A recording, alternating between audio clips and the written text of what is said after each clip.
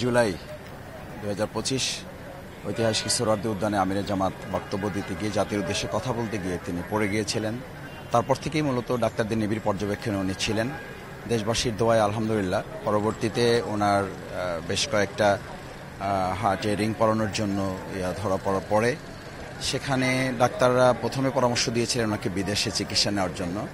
আমিরে জামাত দেশের প্রতি, দেশের চিকিৎসকদের প্রতি এবং দেশের মানুষের আস্থা আরও বৃদ্ধি করার জন্য তিনি তার পরিবার সকলের অনুরোধ উপেক্ষা করেই তিনি দেশে চিকিৎসা করার জন্য চিকিৎসকদের সাথে তিনি পরামর্শ করেছেন এবং ইউনাইটেড হাসপাতালে চিকিৎসা নেওয়ার জন্য উনি সিদ্ধান্ত নিয়েছেন।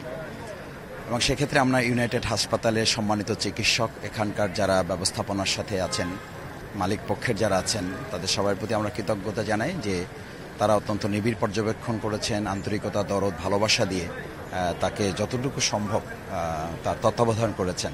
এবং আমাদেরও শুভানুদ্দায়ী, শুভাকাঙ্ক্ষী সরকারের রাষ্ট্রপতি, অন্তর্বর্তীকালীন উপদেষ্টা, চিফ অ্যাডভাইজার সহ বিভিন্ন উপদেষ্টা এবং অন্যান্য শুভাকাঙ্ক্ষী, শুভানুদ্দায়ী বিভিন্ন রাজনৈতিক দলের নেতৃবৃন্দ যারা এসছেন তাদের প্রতি আমরা কৃতজ্ঞতা জানাচ্ছি। তারা এখানে সরাসরি এসে দোয়া করেছেন, দেশে থেকে দোয়া করেছেন, দেশের বাইরে থেকে দোয়া করেছেন, মক্কাতুল মুকাররমা থেকে, মদিনাতুল মুনাওয়ারা থেকে। আমাদের প্রিয় আমিরে জামাত, বাংলাদেশের মানুষের প্রিয় নেতা, ইসলামী আন্দোলনের অন্যতম রাহবার ডক্টর শফিকুর রহমান তার জন্য দোয়া করেছেন। কালার এক্সপার্ট, জর্জ স্যাপ এবং মাইল্ড অন হ্যান্ডস টেকনোলজি সমৃদ্ধ অরিক্স ক্রিস্টাল ওয়াশ আপনার লন্ড্রি এক্সপার্ট। আলহামদুলিল্লাহ, আজকে আমরা এখানে এসেছি। আপনারা দেশবাসীর প্রতি কৃতজ্ঞতা জানাই। আপনারা জানেন ইতিমধ্যে ডাক্তারের পক্ষ থেকে গতকালকেই তাকে রিলিজ দেওয়া হয়েছে। আনুষঙ্গিক কার্যক্রম শেষ করে আর কিছুক্ষণের মধ্যেই উনি হাসপাতাল থেকে বের হবেন এবং বাড়িতে কিছুদিন বিশ্রামে থাকবেন।